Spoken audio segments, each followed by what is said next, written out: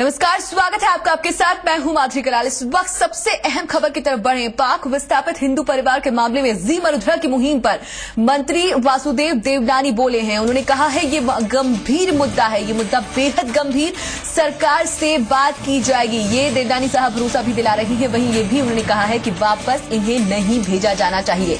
आपको बता दें कि जिस तरह से पाक विस्थापित हिंदुओं का 28 लोगों का कुनबा जो दहशत में है, क्योंकि उन्हें अल्टीमेटम दे दिया है सोमवार तक का उन्हें यहां से जाना होगा, लेकिन वे नहीं जाना चाहते। इस मुद्दे पर जी वरुधरा की मुहिम रंग लाई और मंत्री वासुदेव देवनानी ने कहा है कि ये गंभीर मुद्दा है, सरकार से बात की जाएगी, वापस उन्हें नहीं भेजा जाना चाहिए।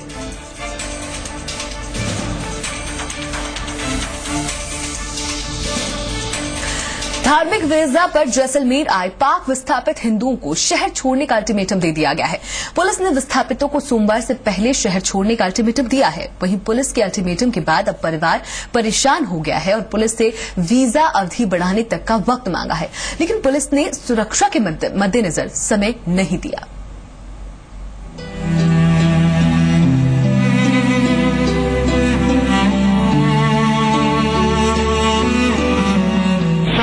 इनसे इतना सिर्फ सवाल करना चाहता हूँ, क्या हम इस मुल्क के रहायशी हैं या नहीं है? हमारे हकूक सर कब पूरे होंगे? कोई भी ऐसे खुशी तो नहीं छोड़ेगा ना अपना देश। मुसलमान थे, वो कहते थे अब मुसलमान हो जाओ।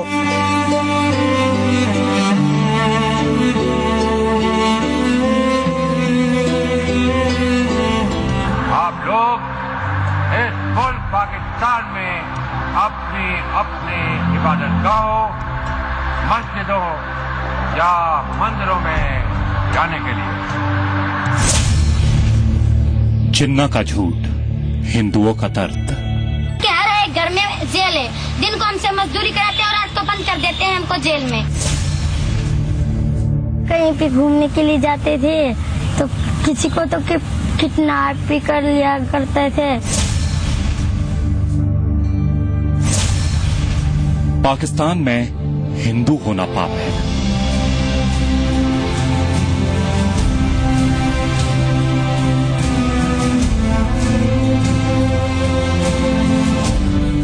ऐसी लड़की जो देखें उसको उठा लेकर ले जाएं, 8-10 वो उधर हमारे के ऐसे मना वाकया हुआ है।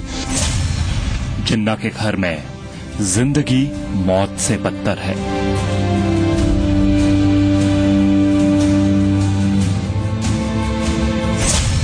पाकिस्तान में रहने वाले हिंदुओं की दर्दनाक कहानी।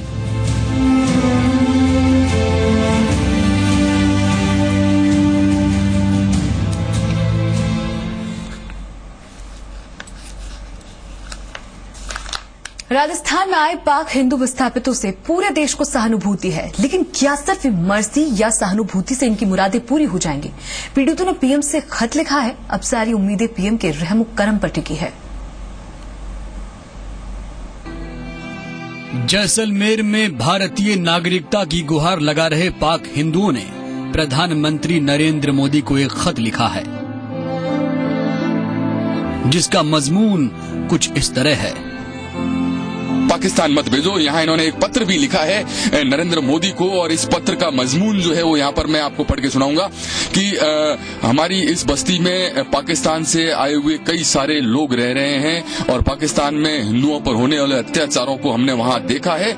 वहां हिंदुओं को एक जानवर की तरह रहना पड़ता है और जब चाहे मालिक जानवर से खाना दे चाहे न दे, उसके साथ दुर्व्यवहार करे, उनसे काम में ले। हिंदू धर्म अपने धर्म की पालना के लिए वहां कोई आजादी नहीं है। और इस तरह के मार्मिक मजमून भरे इस पत्र में इन्होंने नरेंद्र मोदी का संबोधन दिया है। प्रिय नरेंद्र मोदी जी, प्रधानमंत्री भारत सरकार। और ये उम्मीद करते हैं नरेंद्र मोदी से कि प्रधानमंत्री इनकी गुहार सुनेंगे और इन लोगों को इस दर्द भरी जिंदगी से मुक्ति देंगे। पीएम को अपनी फरियाद सुनाने वाले खौफजदा हिंदू परिवार पाकिस्तान क्यों नहीं जाना चाहते? अब इन्हीं की जबानी सुनिए। हमने बड़े प्रेम से बात की। सर, हम सरकार से अपने न्याय की बात कर रहे हैं, मांग कर रहे हैं, सरकार हमारे बारे में सोच रही है। हम जल्दी से जल्दी अपना कोई भी लेके आएंगे, जो भी न्याय सरकार करेगी, लेकिन हमें कुछ समय चाहिए। हमें सरकार से बात कर रहे हैं तो उन्होंने हमारी बात मानी नहीं, उन्होंने सुनी नहीं। बेखली खोरी खा अखबारों है, देखिए हमारा बच्चिया खोरा, मैं खोरा वहाँ, हमारा बच्चिया तंग है, मैं आप तंग हाजिरी नहीं कर गई। हमारे लिए बुरी हालत हो जाएगी। उधर जो हम जो टाइम निकाल आए हैं वो हमारे को ही पता है। बहुत उधर से जो हालात बुरे हैं और उधर से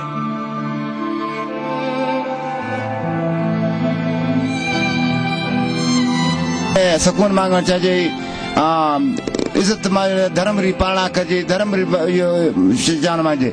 मैं वापस कौन जाजे मर जाओ या तो कौन जाजे पाकिस्तान में। जैसलमेर में ऐसे विस्थापितों की तादाद करीब 90 है, वहीं जोधपुर में इनकी तादाद करीब 150 है, जो अपने वतन पाकिस्तान जाने की बजाय हिंदुस्तान की सरजमी पर बसने को आमादा हैं।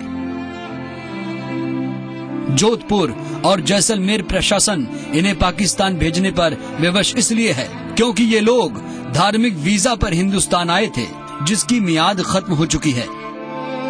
भारतीय कानून के आगे बेबस प्रशासन अब पाक हिंदू विस्थापितों को जबरन उनके देश भेज रहा है।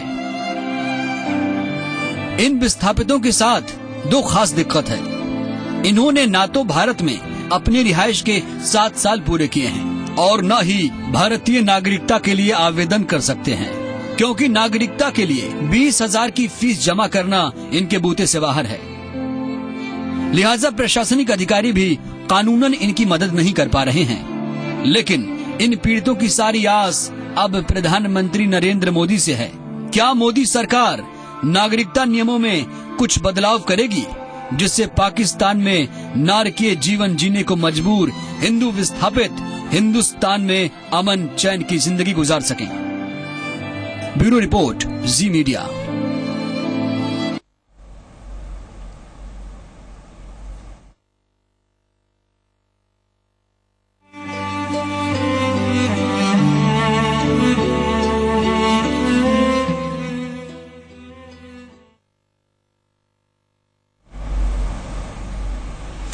और इस पूरे मुहिम में, इस पूरे मुद्दे पर हमारे साथ आरएसएस संघ संचालक रमेश अग्रवाल साहब जुड़े हुए हैं। रमेश साहब, बहुत बहुत स्वागत है आपका। कितना अजीब लगता है जब 21वीं सदी में भारत विकासशील राष्ट्र से विकसित देश बनना चाहता है, और ऐसे में ये स्थिति कितनी दयनीय कि जहां अपने ही घर में ये लोग अपना वजूद, अपना अस्तित्व ढूंढ रहे हो। जी हाँ, देखिए ऐसा है। हेलो, आपको सुनाई दे रहा है? हेलो जी, बिल्कुल। देखिए, राष्ट्रीय स्वयंसेवक संघ का इस प्रकार के घटनाक्रम में बिल्कुल निश्चित मानना है कि जो भी हिंदू वहां नारकीय जीवन जी रहे थे और वो किसी भी कारण से यदि एक बार भारत आए हैं तो उनको भले ही छोटे मोटे काम का उल्लंघन हो रहा हो, लेकिन उनको जोर जबरदस्ती से भारत से नहीं भगाया जाना चाहिए। इस बारे में प्रशासन को भी मानवीय दृष्टिकोण रख करके, और वो जब ये कह रहे हैं कि हम प्रधानमंत्री जी से और बाकी जहां भी उनको गुहार करनी है वो गुहार कर रहे हैं, तो इतना समय को देना चाहिए, क्योंकि मानवीय दृष्टिकोण इनके लिए निश्चित रूप से अपनाया जाना चाहिए कि आखिर तो वो जब ऐसा जीवन, वहां नारकीय जीवन जी रहे थे, तो उनके साथ में मानवीयता का व्यवहार तो भारत में होना ही चाहिए। हिंदू का आखिर भारत में मानवीयता क्या व्यवहार नहीं होगा तो फिर कहाँ होगा? और हिंदू के लिए जाने के लिए और जगह कहाँ है विश्व भर में? बिल्कुल। इसलिए उसके साथ में प्रशासन को कठोर, बहुत सारे कानून ऐसे हैं, प्रशासन को निश्चित रूप से उनका पालन करना चाहिए, लेकिन मानवीय दृष्टिकोण को भी ध्यान में रखना चाहिए। ऐसा संघ का सोचना है। चलिए रमेश साहब, लेकिन ये सहानुभूति, ये जो दया, ये जो दयनीय स्थिति है यहाँ पर, ये सहानुभूति सब जता रहे हैं, लेकिन सहानुभूति जताने से हो क्या जाएगा? इनको सोमवार तक का अल्टीमेटम दिया गया है। आखिर ये लोग कब तक यहाँ रह सकते हैं? क्योंकि जब तक कोई ठोस कदम नहीं उठाया जाएगा, क्या उम्मीद की जाए कि कितनी जल्दी ये कदम उठता दिखाई देगा? ये ठोस कदम तो प्रशासन को और सरकार को ही उठाना होगा, और एक तो इनके किस प्रकार से ये भारतीय नागरिकता प्राप्त कर सकते हैं, इस दृष्टि से कानूनों को ठीक करना होगा, केंद्र सरकार की जिम्मेदारी है। और दूसरा, वहां पर ऐसे हिंदुओं के साथ जो नारकीय यातनाएं उनको भोगनी पड़ रही है वो न भोगें, और इस प्रकार की ये कूटनीतिक और या विदेश मंत्रालय को भी इस संबंध में बात करनी होगी। तो ये सारा जो विषय आपने चलाया है बहुत हिंदुओं के लिए बहुत अत्यंत जरूरी ऐसा विषय है और ये केंद्र सरकार को विदेश मंत्रालय को भी संज्ञान लेना चाहिए और जो यहाँ पर आ गए हैं और उनके साथ में अमानवीय व्यवहार नहीं होना चाहिए कानून के पालन की दृष्टि से। बिल्कुल रमेश साहब, ये बात सब कर रहे हैं कि इनके साथ न्याय होना चाहिए, इन्हें जगह मिलनी चाहिए, इन्हें इनके घर में उनका अस्तित्व ना ढूंढना पड़े, लेकिन वो कदम उठते दिखाई नहीं देते। एक तरफ जहां सरकार की बात कर ले, बड़े बड़े दावे, बड़े बड़े वादे इन लोगों के लिए किए गए कि इन विस्थापितों को सम्मानित तौर पर सम्मान दिया जाएगा, अपने ही देश में इनको घर दिया जाएगा, लेकिन आज स्थिति देखिए बिल्कुल उलट है और ये लोग आज भी दर दर की ठोकरें खाने को मजबूर हैं। एक जगह ऐसी है जहां इन्हें रहने नहीं दिया जा रहा और एक जगह ये जहां रहना चाहते हैं ये रहने को मजबूर नहीं रह पा रहे। जी हाँ, ठीक बोल रही हैं आप बिल्कुल। इनकी जो स्थिति है, जो यातना है, वो आप ठीक प्रकार से वर्णन कर रही हैं। वो भोग रहे हैं इसको, वो तो लेकिन इसमें जो कुछ करना है वो केंद्र सरकार को करना है और केंद्र सरकार पर सब प्रकार का ये दबाव और ये संज्ञान केंद्र सरकार के ध्यान में आए, ये सब प्रयत्न समाज को, सारे को ही समाज को मिलकर के करना चाहिए। संपूर्ण हिंदू समाज को, राष्ट्रीय स्वयंसेवक संघ भी उस प्रकार के सब प्रकार के दबाव में शामिल है। संघ भी यह समाज के साथ में मिलकर के ये करेगा। रमेश जी, क्या उम्मीद लगाई जाए? आरएसएस कोई दबाव बना सकता है इस पे, इसको लेकर कोई सरकार पर ये कहे कि किसी तरह का कि मानवीयता का जो व्यवहार है वो होना चाहिए? समाज को साथ में लेकर के आरएसएस भी इस प्रकार सब प्रकार के शासन और प्रशासन।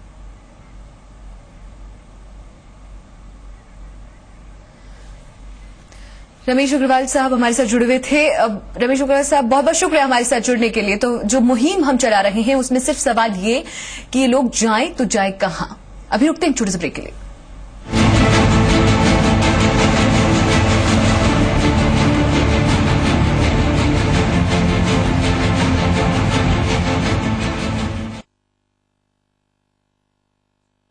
Sing its bling with Ayurved Nutrigain.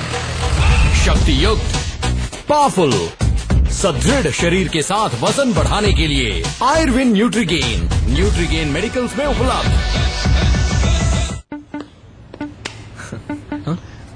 पूरा payment? No no no. Guarantor? No no no.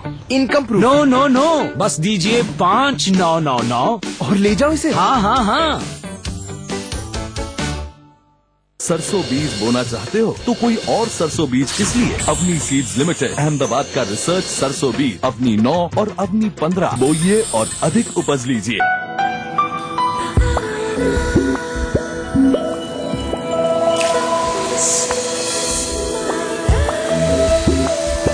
Own the bliss and fall in love. Try out. घर घर में अब एक नया अभ्यास, बिस्कुट की दुनिया में एक नया एहसास। पतंजलि बिस्कुट स्वामी रामदेव जी की प्रेरणा से बने इस बिस्कुट में मैदा नहीं है। पतंजलि बिस्कुट परिवार में एक नई चुस्ती, प्राकृतिक गुणों से भरा। आ गए जी, आ गए। ये लाल टमाटर के साथ नींबू और हरी मिर्च फ्री है क्या? तीनों एक से बढ़कर एक, लेकिन तीनों के रगों में खून तो एक ही है। होंडा ड्रीम सीरीज ले लो जी। किसान भाइयों, भारत भर में सबसे ज्यादा बिकने वाला अवनी सीड्स लिमिटेड, अहमदाबाद का रिसर्च जीरा अवनी 111 ही बोइए ताकि बाद में पछताना ना पड़े।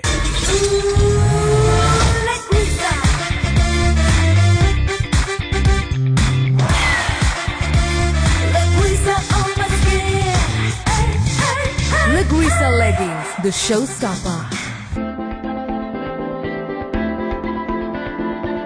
I'll tell you what I like, long road and the sun.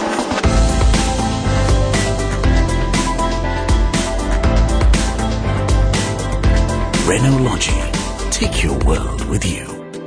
Renault, passion for life.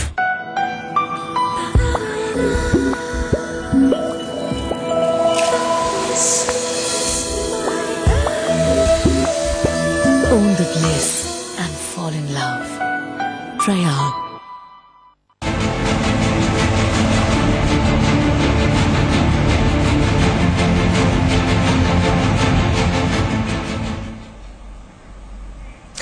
Rajasthan में आए पाक हिंदू विस्थापितों से पूरे देश को सहानुभूति है और जी मरुधरा जी मीडिया भी यही मुहिम चला रहा है कि इन लोगों को अपने ही घर अपनी ही छत के नीचे आकर ये ना पूछना पड़े कि आखिर जाए तो कहां जाए। इस पूरे मुद्दे पर, इस मुहिम पर हमारे साथ कुछ मेहमान जुड़े हुए हैं। विनोद बंसल साहब हैं प्रवक्ता विहिप से, प्रोफेसर मनन द्विवेदी साहब हैं भारत पाक संबंध विशेषज्ञ हैं, हिलाल अहमद साहब हैं असिस्टेंट प्रोफेसर CSDS और भुवनेश जैन साहब है संयोजक नेहरू युवा केंद्र के। उसके साथ ही हमारे साथ हिंदू सिंह सोड़ा साहब बने हुए हैं, सीमांत लोक संगठन के अध्यक्ष हैं। सबसे पहले मैं आपके पास आऊंगी विनोद बंसल साहब, जहां हम बात करते हैं भारत के विकास की, विकसित देश को बनाने की बात कर रहे हैं, विकासशील देश से विकसित देश में बनाना है।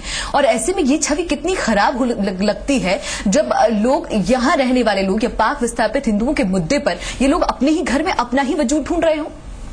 मधुरी, बहुत ही गंभीर विषय है आपने जो उठाया है। निश्चित रूप से ये मैं सबसे पहले तो बधाई दूंगा इस जी न्यूज को कि आपने कम से कम पीड़ितों के इस दर्द को समझा और इस राष्ट्रीय चैनल पर आपने इस विषय को जो है ना पूरे विश्व के अंदर उठाया।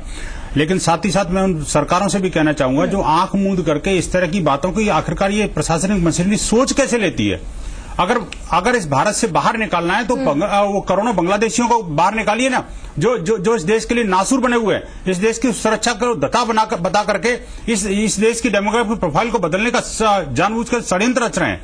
और अनेक बार सुप्रीम कोर्ट कह चुका कि उनको निकालिए, ग्रेजुअल तरीके से निकालिए, लेकिन आज तक किसी भी सरकार ने कोई ईमानदारी से कोई पहल नहीं करी। बड़ा दुर्भाग्यपूर्ण बात है। दूसरी बात यह कि बांग्लादेशियों के साथ साथ म्यांमार के और अनेक देशों के यहाँ पर शरणार्थी यहाँ पर आके बसे हुए हैं, जो कि वास्तव में देश के लिए बड़ा जबरदस्त नासूर बने हुए हैं। अब इन चुनिंदा लोगों की, जो वास्तव में कोई विदेशी नहीं है, कोई रिफ्यूजी नहीं है, एक तरह से मैं कहूंगा इसको, ये इसी भारत के नागरिक हैं, इसी भारत माता की संतान है कि इस पर राजनीति क्यों हो। सवाल ये है कि अगर व्यवस्थाएं ऐसी हैं तो उन्हें बंद ना किया जाए, उन अव्यवस्थाओं को दूर किया जाए और ऐसे लोगों पर मानवीयता दिखाई जाए। प्रोफेसर मनन द्विवेदी हमारे साथ बने हैं। मनन द्विवेदी साहब, मेरे साथ आपसे, आपको याद होगा जब सरकार केंद्र में बीजेपी की आई थी, या जब 2014 में प्रधानमंत्री नरेंद्र मोदी ने खुद वादा किया था कि पाक हिंदू विस्थापितों को यहाँ पर सम्मान से आश्रय दिया जाएगा, उन्हें आश्रित किया जाएगा। आज ये स्थिति कितनी हास्यास्पद भी लगती है और कई सवाल खड़े कर देती है। अरे भाई आवाज नहीं आ रही है। मैं यहाँ पे यही कहना चाहूंगा कि एक तरीके से मोदी जी ने बात की है पूरी, तो अगर हम देखें सितंबर 27 को यूनाइटेड नेशंस में गए मोदी जी, वहां पे उन्होंने बात की है कॉम्प्रिहेंसिव सिक्योरिटी की, सॉफ्ट सिक्योरिटी की, ह्यूमन सिक्योरिटी की, मानवीय सुरक्षा की बात की उन्होंने। तो उसमें उन्होंने मतलब ये बातचीत में ये चीजों को उकेरा है, इन चीजों को सामने वो लाए हैं कि एक तरीके से इन्फेंट मोर्टेलिटी रेट भारत में कितनी है और चाइल्ड मोर्टेलिटी कितनी है, जेंडर एम्पावरमेंट के बारे में क्या काम हो रहा है, पॉवर्टी एलिविएशन के बारे में क्या काम हो रहा है। तो उसके अलावा एस्कैप वगैरह यूनाइटेड नेशंस की एजेंसीज, उन्होंने भी ये बोला है कि भारत में आधे जो मिलेनियम डेवलपमेंट गोल्स हैं वो प्राप्त किए जा चुके हैं और आधे हैं वो पूरी तरह उनपे प्रोग्रेस इतनी सेटिस्फैक्ट्री नहीं है। तो हम जहां पर विश्व पटल पर ये पूरी की पूरी बातचीत हम सामने प्रखर रूप से रख रहे हैं कि मानव अधिकार, उसके अलावा मानवीय मूल्य, इंसानियत और ह्यूमन सिक्योरिटी, मानव सुरक्षा को हम लोग प्राइमरी इंपॉर्टेंस देंगे, तो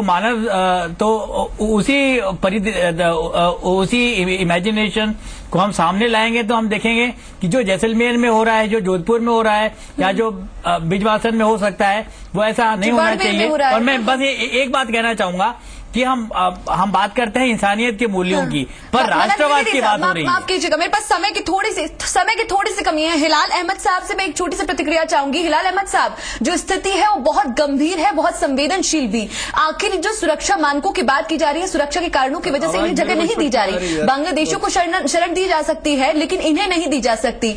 आखिर अगर इन हिंदू परिवारों के साथ कोई अनहोनी हो जाती है तो ऐसे में उनका जिम्मेदार कौन होगा? नहीं, देखिए, पहली बात तो ये कि मैं इस पूरे मसले को अगर हम वाकई में नरेंद्र मोदी ने जो कुछ अभी पिछले 1 साल में किया है उस दृष्टिकोण से देखें तो इसको हिंदू, मुस्लिम, बांग्लादेशी, पाकिस्तानी की बजाय दक्षिण एशिया में, और जिस तरह से उन्होंने अपने शपथ ग्रहण समारोह में इसकी शुरुआत की थी, दक्षिण एशिया में भारत की तरफ से एक पहल होनी चाहिए कि शरणार्थियों के प्रति नीति क्या हो। अगर कोई नीति बनती है तो उसमें इन सभी मुद्दों को एक बार एक करके उस पर एक विमर्श होना चाहिए और उस बातचीत से हम कोई एक कॉन्क्रीट चीज निकाल कर लाएं। इसमें संवेदनाओं का प्रश्न है, मैं सुबह से ये बात कह रहा हूं कि संवेदनशील प्रश्न है, कतई तौर पर इन लोगों को यहां से नहीं निकालना चाहिए, लेकिन इसके ये एक बहुत अच्छा मौका है हमारे लिए कि हम इस मुद्दे के जरिए भारत में जो शरणार्थी नीति है उस पर बात करें। बिल्कुल बिल्कुल। भुवनेश जैन साहब, संयोजक नेहरू युवा केंद्र के हमारे साथ बने हुए, बिल्कुल आपकी प्रतिक्रिया भी मैं इस पर जानना चाहूंगी। इसके बाद किया क्या जाना चाहिए, क्योंकि ये न्याय संगत नहीं लगता इस तरह से अल्टीमेटम देना।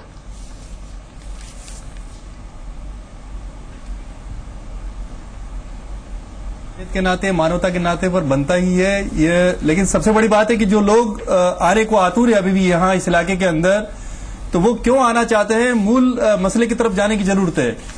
और ये इस मुद्दे के बहाने हम लोगों को इस मुद्दे को इस बात से उठाना चाहिए कि पाकिस्तान में उन भीलों की, जनजाति लोगों की हालत क्या है, क्योंकि 5 लाख तो केवल भील और कोली जाति के लोग हैं वहां, जो भूमिहीन है, जिनके पास रोजगार की पूरी तरह से अवसर नहीं है, जिनके पास पूरी तरह से सुविधाएं नहीं है, और सामाजिक लिहाज से भी जो है अनटचेबिलिटी का जो मामला है वो भी बहुत गहरा है वहां। तो ऐसे में तो यदि उन लोगों के पास यदि पासपोर्ट का भी पैसा मिल जाए तो हिंदुस्तान की तरफ दौड़ के आ जाएंगे वो लोग।